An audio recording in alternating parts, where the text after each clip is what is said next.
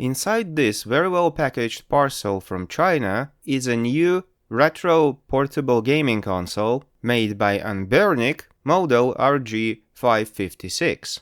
I got it from Go Game Geek, and they also included a very nice keychain dongle with their logo and also a couple charms. One of them is a Game Boy, and the other one is Xbox gamepad or some other controller. Very nice looking indeed. Inside the box is a micro SD card. When you order this console, you have three options: no games, 128 GB of ROMs, and 256 GB of ROMs. In this particular case, it's a 128 gigs. The card is formatted using NTFS file system, which is a little bit unusual. The console inside the box is also very well packaged and protected by some cushion material, and you also get a screen protector, which is a proper tempered glass one. It will be also good if the manufacturer also included a sleeve for the console. You also get instructions manual in English and in Chinese, and a decent quality USB 2.0 Type-C cable. The console itself looks like this. It has a clear case, tinted blue, but you can also get a clear case tinted black or gray. You can easily see the inside components through it, and this transparent case kinda reminds me of this early 2000s fashion when Apple, for example, released semi-transparent iMacs. Palm released a Palm Pilot, also in transparent case, and other manufacturers followed suit. For example, you could get Zixel modems with transparent cases. Anyway, the console is rather light. It's about 330 grams. It has a 5.5-inch screen, and it is obviously larger than your typical iPhone, for example. However, it is much smaller and way lighter than, for example, an Asus ROG Ally. Anyway, the console easily fits in most pockets, and it is very light to carry around, making it a truly portable console. On top of the device, you have two shoulder buttons and two triggers. All of them use Hall effect sensors. Here you will also find the power button and the volume control rocker.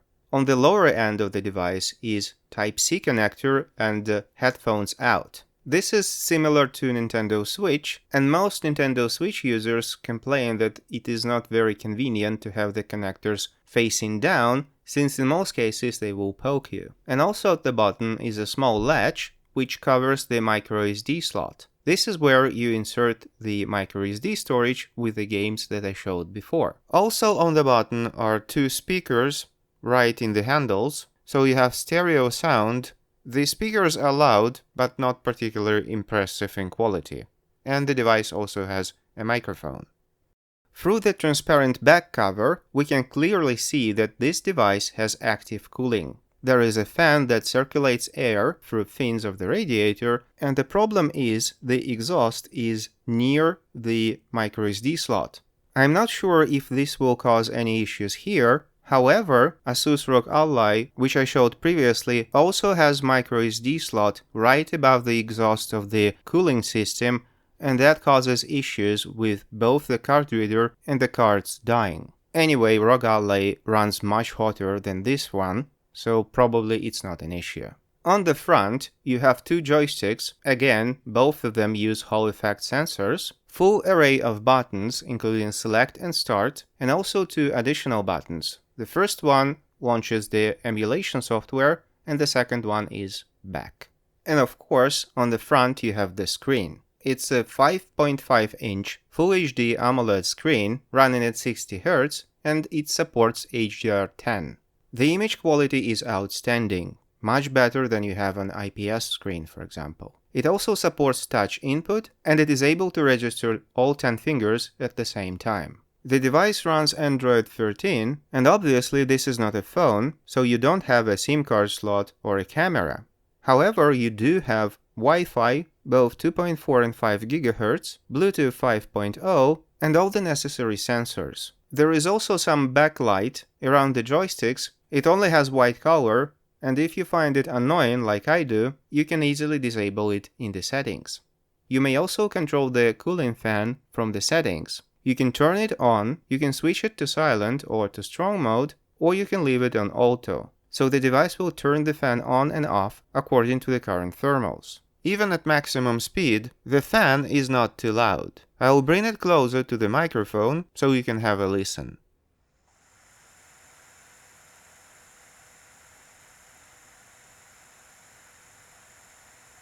I captured some images with my thermal camera while the device was running a stress test, and it doesn't get hotter than 36 degrees, which is a very nice result. So the thermal solution definitely works. RG556 has 8 GB of RAM, low-power DDR4X, and also a built-in storage of 128 gigs. I assume that it is UFS 2.1. The whole thing is powered by Unisoc T820 processor. This is an entry-level system-on-chip from a not-so-popular manufacturer. In Antutu, it gets just above 400,000 points, which is not bad, but not much by today's standards. However, despite this somewhat mediocre performance, the games run surprisingly well. Since this is Android 13, you have access to Google Play Store. Even though the device doesn't pass any security checks in Google, most probably because it is a rooted device, as was hinted by Antutu testing. The most popular game in Play Store now is probably Genshin Impact, and I was amazed to know that now it is provided by a different company. Anyway, it runs well on this device. Unfortunately, I was unable to use the physical gamepad to control the in-game character. The touchscreen controls work, however, to make the physical controller work, you probably will need to install some patches, which may get you banned in the game. However, RG556 is not about playing Android games, even though you can. This is a retro gaming console, and pre-installed in the firmware are quite a few emulators of old and not so old consoles. You can launch them the normal way, like you launch Android apps, or you can press the special button on the left of the device, and this will open a special menu where you can launch your emulated games. When you insert that SD card that I showed previously, this menu will automatically scan the contents of that card, and all the games will appear in this library. There are quite a few consoles with various titles from various studios. I'm trying my best to avoid showing anything from Nintendo, given the approach to emulation this company shows recently, but it is also here.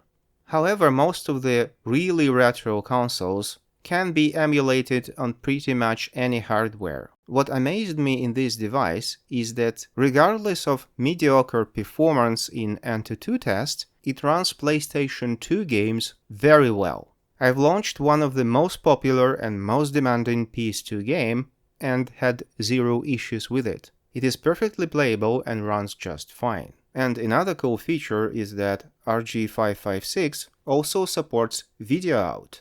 At first, I had trouble connecting an external display to this console. I tried a Type-C display, which requires Alt-DP mode, and it didn't work. I also tried to connect it to quite a few docking stations that I have, for example this Steam Deck docking station, which also has an HDMI and VGA out and DisplayPort out, and neither of them worked. However, then I remembered that I also have this Type-C to VGA converter, and this time around it worked. So you can connect an external second display to this console. Inspired by this success, I decided to also try this adapter, which says Lenovo on it, which is obviously fake since Lenovo doesn't have such a product, and similar adapters are available online under many brand names, Orico, Bezius, Ugreen, and many others, and they also have different features. Most of them have a few USB ports, some of them have card readers, Ethernet ports, and even M.2 slots for NVMe storage, and also power delivery port, so you can charge the device and use the ports simultaneously. And most of them also have an HDMI port, or DisplayPort, or VGA port, so you can connect an external display using the Alt-DP capabilities of Type-C connection. This particular one has an HDMI port, so I tried to connect RG556 to the HDMI port of my monitor using this adapter, and it worked. I was also able to connect these goggles, which is an HMD head-mounted display. How it was supposed to be working and how it works with other devices, for example ROG Ally, is that you only need a single Type-C cable. You connect Type-C port on the goggles to the Type-C port on ROG Ally, for example, and you're good to go. This single cable supplies power, video, and audio from the console to the goggles. Unfortunately, in this particular case, I had to use that HDMI adapter, a power injection adapter from Goovis, and also some USB power from a power bank, and connect it all together, which is not exactly convenient, however, it did the trick. And with this setup, I can actually use this goggles display to play games on the console in 2D. Or, for example, side-by-side 3D if the game supports that. So yeah, you can use external displays with RG556. It will run in 3 modes. You can use a dual screen setup, you can use the console as a giant touchscreen for your bigger screen, or you can mirror your gameplay on the external display. You can select these modes in the settings. You can also change how the controller behaves. You can use the controller mapping or use it as an Xbox controller. And this setting applies regardless of using an external monitor or playing on the console display itself. And one more peculiarity someone may be interested in is that the firmware on this device does not have the multi-user functionality enabled. That means that you would not be able to have separate accounts on this device for several members of your family, for example. Everyone will be using the same account. I mean the accounts on the device itself, not Google accounts or whatever else accounts. So all in all, this is actually a very decent and very affordable device. It is also very easy to set up, especially if you do invest in that SD card with the ROMs. On the first power on, you only have to press a couple buttons for the initial setup, then just pop in the SD card and you are ready to go. Your mileage may vary though, since this device has a 5 amps battery, which is more than enough to play most games for a few hours. However, more demanding games, especially with the cooling fan on, will drain the battery sooner. So how many hours of gameplay you will get on a single charge will be game specific. So all in all, this is a very interesting device, and if you want to play retro games and Android games using physical controls with Hall effect triggers and Hall effect joysticks, take a closer look at this offer. If you want to purchase one, I will leave a purchase link in the description below. I'm the god of YouTube! Like, subscribe, jingle bells.